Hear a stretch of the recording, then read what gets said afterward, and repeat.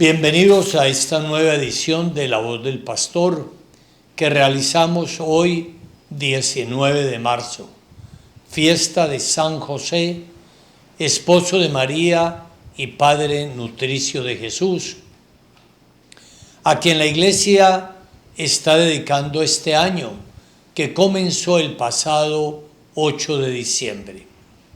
El Papa Francisco ha querido, con motivo de los 150 años de que el Papa Pío IX declaró a San José patrono de la Iglesia Universal, realizar este año para destacar las virtudes de quien fuera elegido para ser el esposo virginal de María y el padre nutricio de Jesús.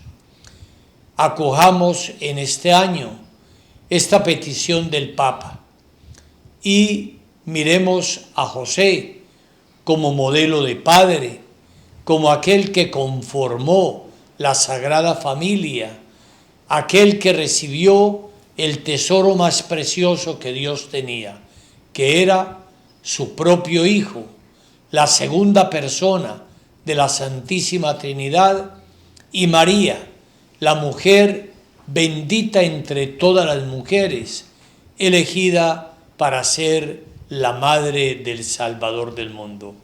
Es pues grande la figura de San José. Obviamente no tenemos aquí el espacio en este momento para dedicarle todo un programa que lo merecería y que puede ser que en otro momento lo hagamos. Pero bueno, le pedimos a San José que nos enseñe a orar como Él lo hizo, como Él enseñó a su propio Hijo Jesús a acercarse también a la oración, a la palabra de Dios, a la sinagoga, el lugar de convocación de todos los creyentes.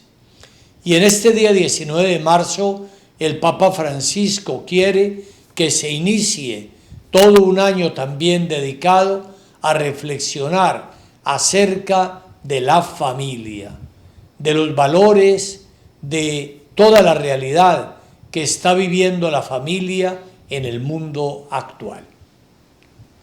Damos gracias pues por este año de gracia de San José y el año dedicado a la reflexión sobre la familia, aquella familia que José pudo conformar en Nazaret, la Sagrada Familia, y que nos ayuda a nosotros, los creyentes, a conformar también en nuestro respectivo ámbito hogareño.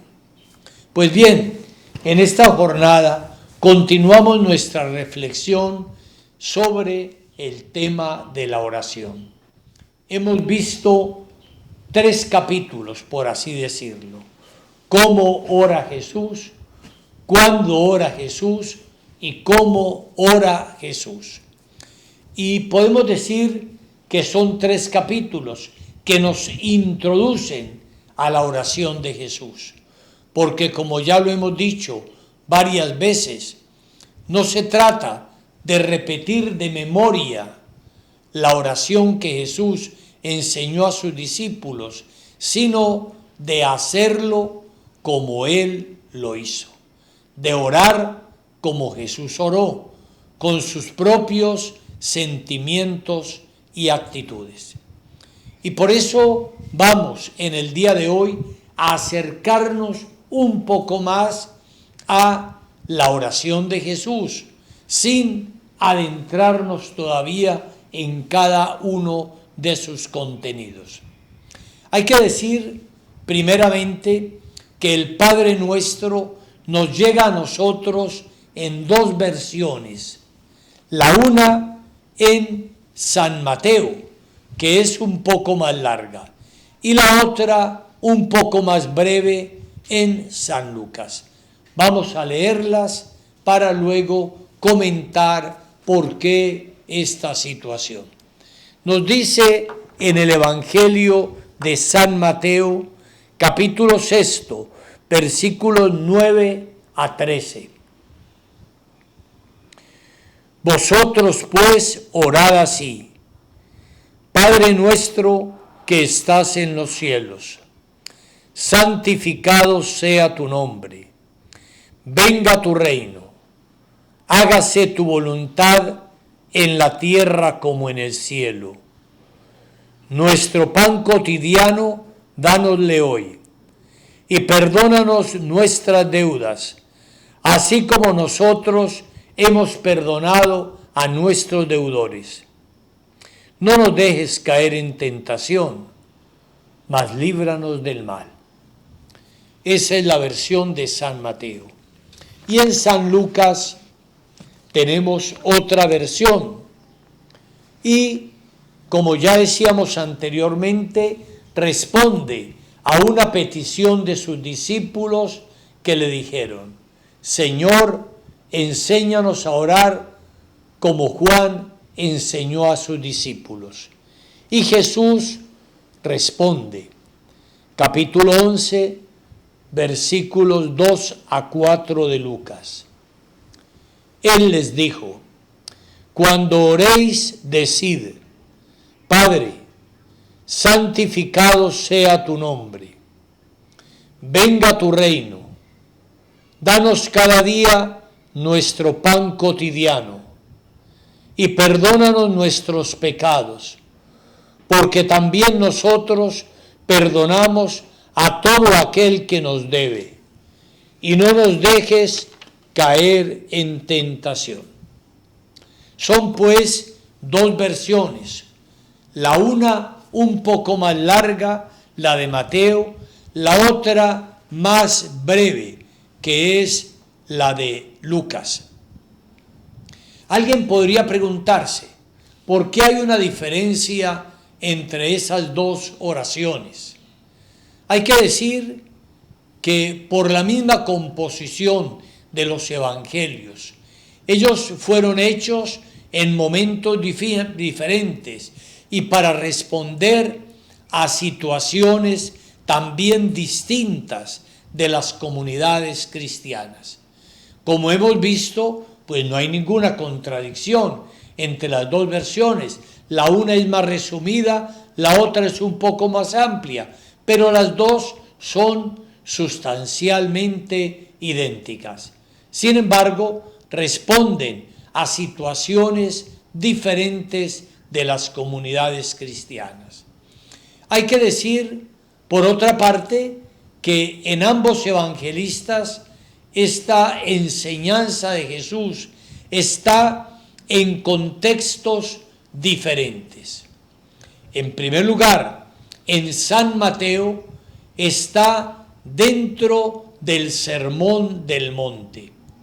Recordemos que el Sermón del Monte es la máxima expresión de la enseñanza de Jesús.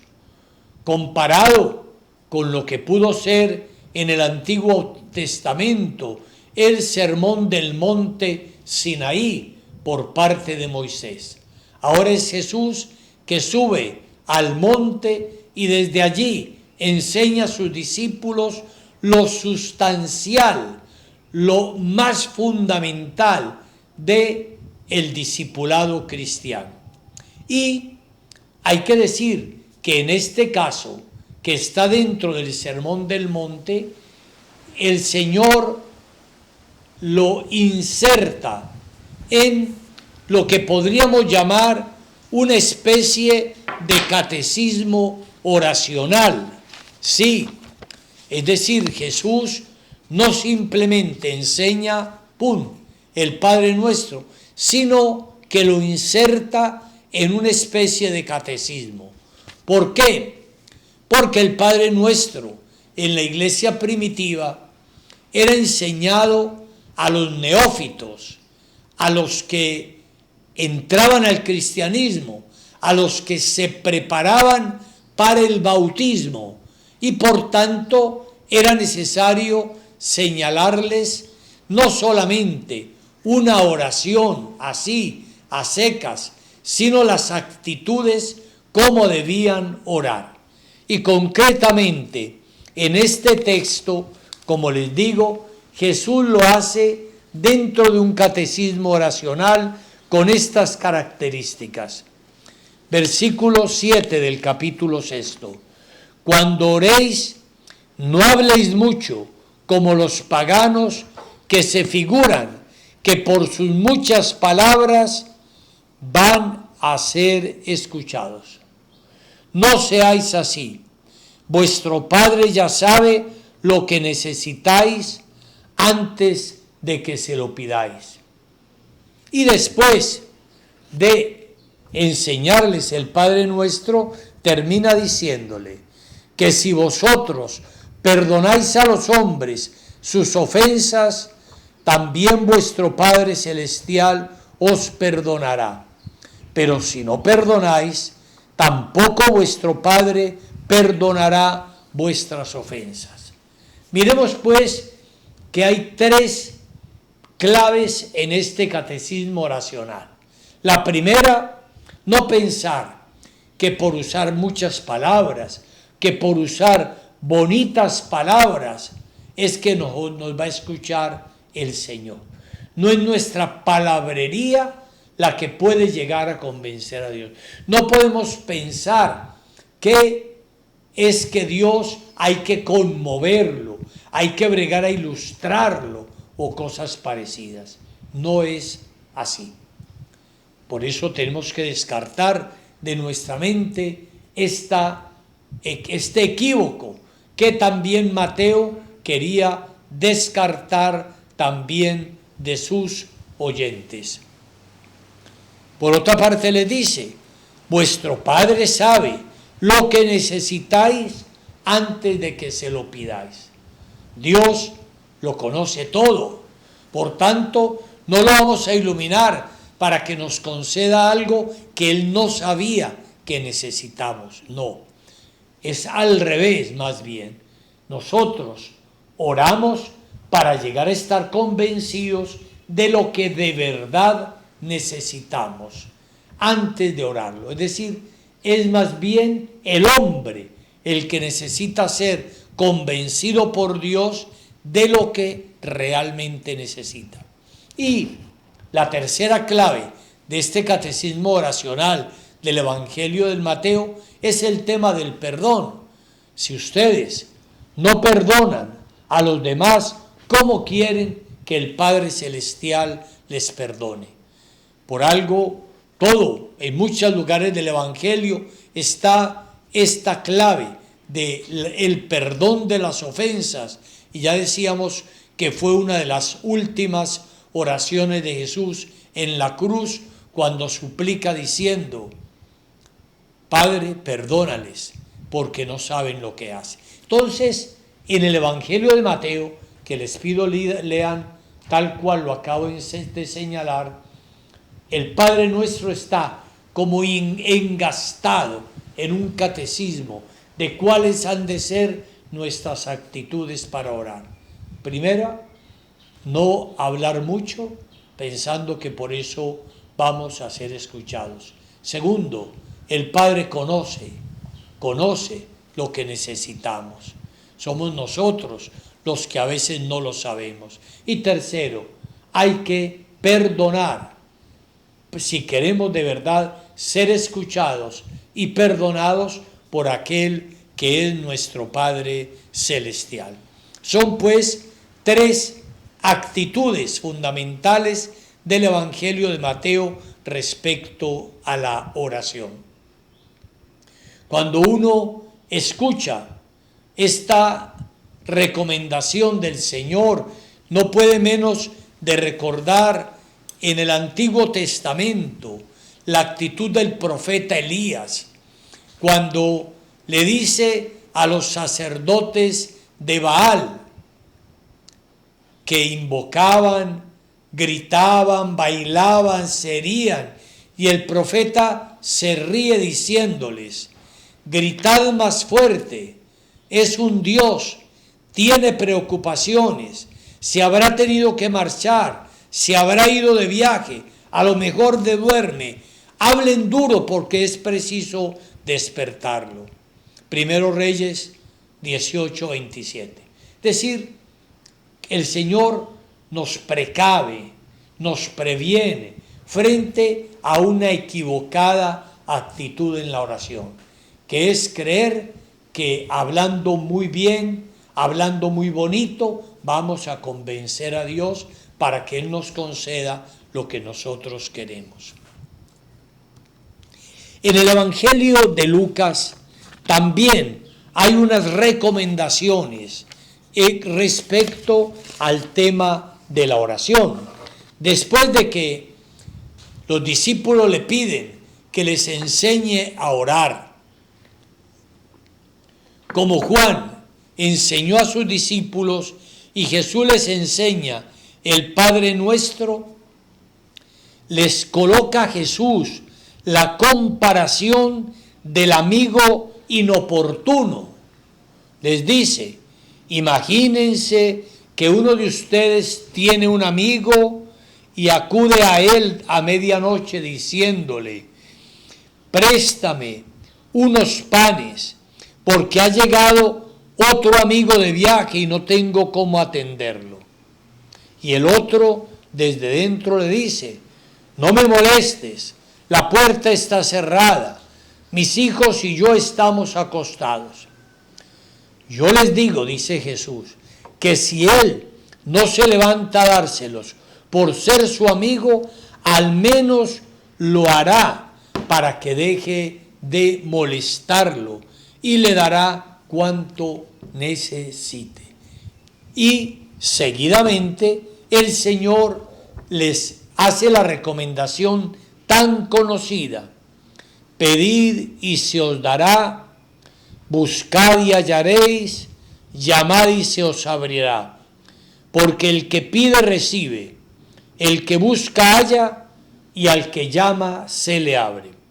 Y finaliza estas recomendaciones de la oración a partir del versículo 13 de este mismo capítulo 11, cuando dice, pues si vosotros, que sois malos, sabéis dar cosas buenas a vuestros hijos, cuánto más el Padre del cielo dará el Espíritu Santo a los que se lo piden.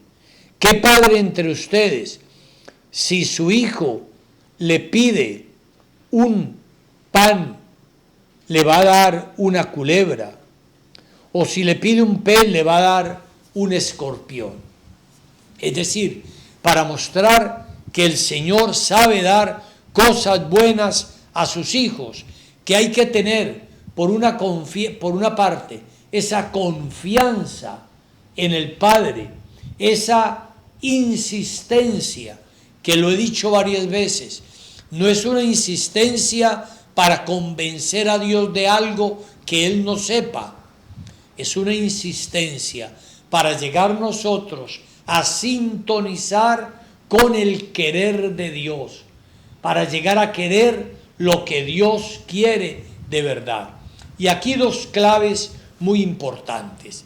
La una, la decíamos también en uno de nuestros encuentros pasados, cuando hablábamos de la oración en el huerto, que decíamos que fue toda una noche de oración.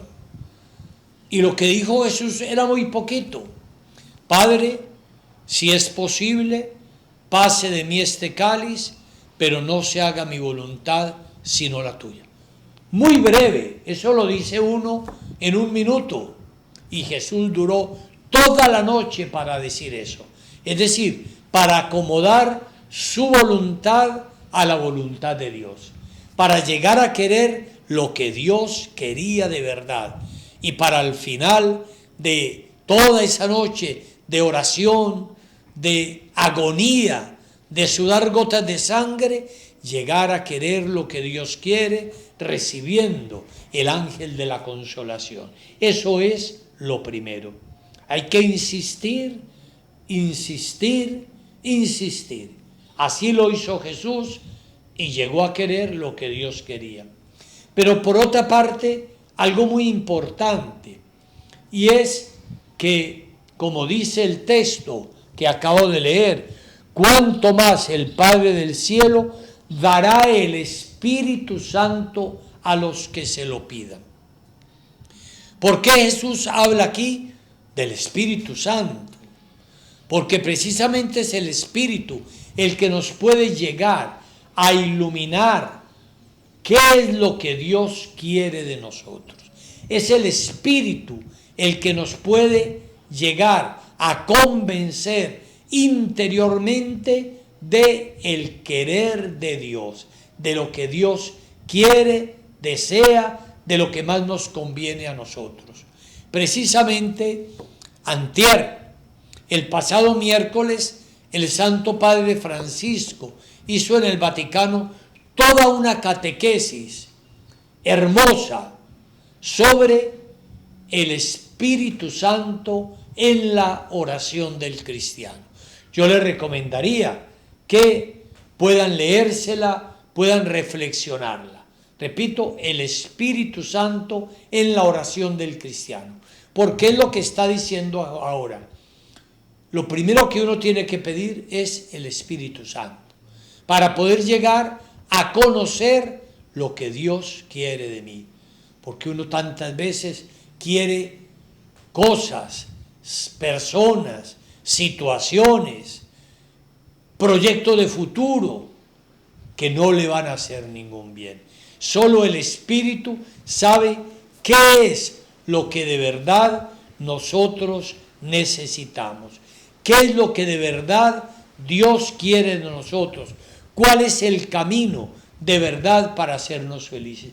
Por eso es tan conveniente, antes de sumergirnos en la oración, poder suplicarle a Dios que nos envíe el Espíritu Santo, que nos enseñe a querer lo que de verdad Dios quiere, a poder sopesar nuestro querer frente al querer de Dios. Y para llegar a aceptarlo, no simplemente resignadamente, sino para llegar a aceptarlo gozosos, con amor, mirando hacia adelante, mirando el futuro de lo que Dios quiere simplemente. Estamos hablando ahora del tema de San José. Recordemos que a él también le costó. Él tenía su proyecto al casarse con María. Era normal que tuviera su proyecto de conformar una familia como la conformaban todos sus parientes y vecinos. Pero cuando Dios le comunica qué es lo que él quiere, el Espíritu Santo ilumina a José para llegar a querer lo que Dios quiere. Y cuando termina esa noche también en la que José sueña, José va y recibe a María, su mujer. Es decir, el Espíritu es maestro de oración. Nos va guiando en nuestro caminar humano para llegar realmente a eso, a querer lo que Dios quiere. ¿Qué es lo mejor para nosotros? Si uno llegara a querer lo que Dios quiere, sería feliz, no tendría dudas, podría ir hacia adelante con optimismo, con fortaleza, porque sabe que está en el camino de Dios. Pero es tan difícil llegar a quererlo. Por eso el Señor insiste tanto en ello. Y bueno, la oración que enseña Jesús, como hemos dicho en estos dos catecismos oracionales, el de Mateo y el de Lucas, es, como dice Tertuliano, uno de los padres de la Iglesia, el compendio de todo el Evangelio, la quinta esencia de la intención y de la misión de Jesús. Ahí está contenido y resumido todo lo que Jesús hizo, lo que Jesús dijo, lo que Jesús quiso, ciertamente. Y San Agustín dice también sabiamente: recorred todas las oraciones que hay en la Escritura, y no creo que podáis encontrar alguna que no esté incluida en la oración dominical, en el Padre Nuestro. Sí, podemos ver, hay muchas clases de oraciones y una la ubica en esta petición del Padre Nuestro, la otra la ubica en la otra en la petición y deseo. Es decir, todas están allí. En el Padre Nuestro se nos habla, en primer lugar, del Dios de Jesús, es decir, del Padre, del Abba, que es la invocación personalísima del Jesús histórico. Jesús muy raras veces habla de Dios así, a secas. Habla del Padre, de mi Padre, de nuestro Padre, del Abba, que como hemos dicho y volveremos sobre ello, era la expresión familiar, hogareña, cariñosa, con la que los hijos se dirigían a su Padre terreno. Y Jesús habla de eso. Y por eso en el Padre Nuestro la oración no está dirigida a Dios, Señor omnipotente y todopoderoso, no. Está dirigida al Abba, al Padre de Jesús. Por otra parte, habla de la venida del reino. El reino es la otra clave que explica la misión de Jesús. ¿Qué es el reino? Adelantemos algo de lo que vamos a decir cuando entremos en cada una de las frases de la oración de Jesús. El reino es el gobierno, es decir, que Dios gobierne mi vida, la vida de los hombres, la vida de la sociedad. Cuando decimos el reino de Dios, quiere decir que Dios tenga un gobierno real de mi propia vida en primer lugar. El reino de Dios llega a mí cuando yo le permito a Dios que gobierne mi vida. Ahí está la clave. Pero también queremos que gobierne la sociedad, que gobierne la familia, que gobierne todos los ámbitos sociales en los que se desenvuelve el hombre. Son dos primeras claves: Abba y venga tu reino. Y qué importante es decir algo sobre el Abba, precisamente en este día de San José. Dios le confió a José ser la sombra del Padre en la tierra, la sombra del Abba. Por eso Jesús se dirige a José de la misma manera que se dirigía a Dios, llamándolo Abba. Qué cosa tan grande, qué compromiso tan gigantesco, que la expresión utilizada por Jesús para llamar a Dios la utilizara también para llamar a un hombre, a un ser humano, como era José de Nazaret. Por eso el Papa Francisco dice que José es como el Padre en la sombra, es la sombra del Padre para Jesús. Por eso lo cuida de la manera como lo hizo, lo protege, va con él. Por eso Dios confió en él. Tenemos que pensar en esto. Cuánta confianza le tuvo que tener Dios a este hombre José de Nazaret para confiarle el tesoro más precioso, que era su propio hijo Jesús y María, y se los confió. Y por eso puede Jesús dirigirse a él con esta misma palabra que va a utilizar para dirigirse a Dios. En la vida cotidiana de Jesús, en la forma como Jesús se relacionó con José, pudo Jesús comparar que era exactamente lo que él sentía con respecto a su Padre Celestial. Y por eso los puede llamar a los dos Abba, Abba, es decir, papá. con la confianza total e ilimitada de un hijo para con su padre, con esa seguridad que un hijo tiene cuando a alguien lo puede llamar padre. Se dice que gran parte de la inseguridad de muchas personas en nuestro mundo viene de que no han podido tener la seguridad para llamar a alguien de verdad padre, para sentirlo papá, no solo con confianza y cariño, sino con seguridad.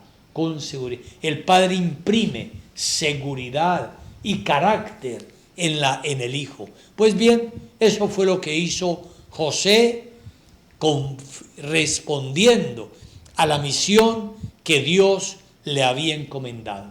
Entonces, en el Padre Nuestro, Jesús se dirige a Dios como Abba, Padre. Ya les decía yo la vez pasada que en la cruz las dos últimas oraciones de Jesús están precedidas siempre por eso. Abba, perdónales porque no saben lo que hacen. Y al final, Abba, en tus manos encomiendo mi espíritu. Fueron las dos últimas oraciones de Jesús, también en la cruz, y ambas precedidas por esa expresión, Abba, que implica la confianza, el abandono total de Jesús en el Padre. Entonces, venga tu reino. Ya profundizaremos en ello. Y luego, la segunda parte del Padre Nuestro va a hablar de lo que son las necesidades normales de la persona en esta vida terrenal. Podemos decirlo, que son, por una parte, el pan, el alimento necesario para la subsistencia humana. Por eso pide nuestro pan de cada día.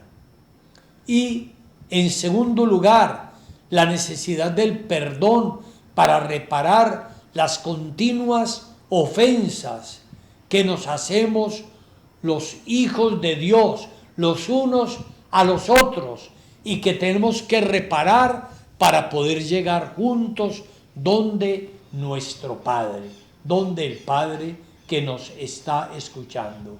Y en tercer lugar, la liberación del mal, de la tentación.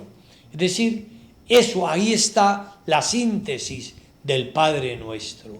Abba, venga tu reino, ya veremos luego todo esto, y luego las tres grandes necesidades que Jesús mismo, como ser humano, tuvo, y que al tenerlas como ser humano, las pudo verbalizar e incorporar dentro del Padre Nuestro. Sí, Jesús verdaderamente conoce todas las necesidades de los hombres, y por eso desde su corazón de hombre puede también enseñar a los suyos a orar pidiendo esas tres cosas.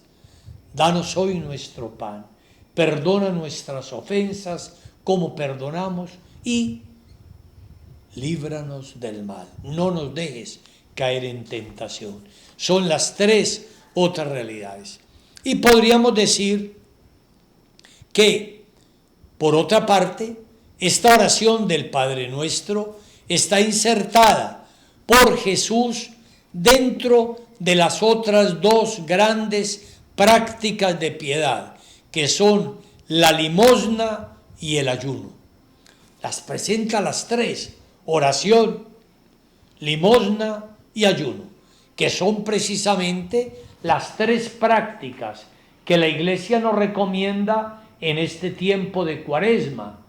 Nos dice que esas prácticas nos purifican, nos preparan para poder llegar a la Pascua con un corazón preparado, con un corazón digno. Podemos decir que el Padre Nuestro contiene las dos palabras que estaban puestas y que nadie duda que Jesús las pronunciara en la vida terrenal. Más aún, la palabra Abba, el Nuevo Testamento, que fue escrito en griego, los evangelios fueron escritos en griego porque era ya la lengua normal a la que estaban dirigidos los evangelistas. Y sin embargo, aún siendo escritos en griego, aparece la expresión Abba en arameo, que es en arameo. Es decir, era la palabra tal como la decía Jesús. Y los evangelistas no se atrevieron a traducirla porque sonaba bien como sonaba en la boca de Jesús, es decir, Abba. Y por eso la trajeron así. Y la otra, la expresión reino de Dios, que solo tiene sentido también dentro del contexto de la predicación de Jesús. Es muy probable que inicialmente el Padre Nuestro fuera mucho más breve y simplemente dijera, Abba, venga tu reino. Que fuera así. Y que Jesús lo repitiera muchas veces, Abba, venga tu reino. Y poco a poco se le fue introduciendo algunas explicaciones de lo que significaba eso. Abba, venga tu reino. Son dos expresiones inseparables. Nadie puede pronunciarlas separadamente. Cuando uno quiere que se dirige al Abba como Padre Nuestro, tiene que estar comprometido a que venga el reino de Dios. Es decir, a que Dios de verdad reine entre los hombres. No podemos separarlas. Hay hombres que quisieran orar mucho o que oran mucho a Dios y oran a Dios, pero no quieren que Dios gobierne sus vidas. Pero también puede suceder a veces. Hay gente que quisiera que en el mundo reinara la justicia, que hubiera una mejor relación entre las personas, pero que no se hable de Dios. Son dos tentaciones posibles, un Dios sin reino y un reino sin Dios. El Padre Nuestro las une a las dos. Abba, venga tu reino, que son realmente inseparables en Jesús y que quiere que sean inseparables en nosotros. Y bueno, entonces, de toda esta explicación, recordemos brevemente cómo está estructurado el Padre Nuestro, que ya la próxima vez empezaremos a desglosar. Lo primero es la invocación. ¿A quién se dirige la oración? Al Abba, Abba, pero nuestro. No es al Dios mío, es al Padre Nuestro. Por tanto, es una oración para ser rezada en comunidad, en comunión real, así, visible, o en comunión espiritual con otros, pero siempre una oración en comunión. Después vienen lo que es la primera parte del Padre Nuestro, que son los deseos. Que el nombre de Dios sea santificado. ¿Y cuál es el nombre de Dios? Padre. Que venga tu reino, ya lo hemos dicho, el reino de Dios Padre, y que se haga su voluntad. Los tres deseos. Y luego las tres peticiones: que haya pan para todos, que haya perdón y que se supere la tentación, que no se sucumba ante el poder del mal. Nos hemos introducido pues hoy en lo que va a ser toda la profundización en la oración de Jesús, que veremos a partir de la próxima vez. De una vez les informo que pues dentro de 8 días que tenemos ya el Via Crucis diocesano, no habrá el programa de La Voz del Pastor, ni tampoco el Viernes Santo. Por tanto, los 2 próximos viernes no tendremos el programa de La Voz del Pastor. Retornaremos a él ya en el tiempo de Pascua. Preparémonos para vivir santamente la Semana Santa, que San José, esposo de María y Padre nutricio de Jesús, nos conduzca por los caminos del Salvador. En el nombre del Padre, del Hijo y del Espíritu Santo. Amén.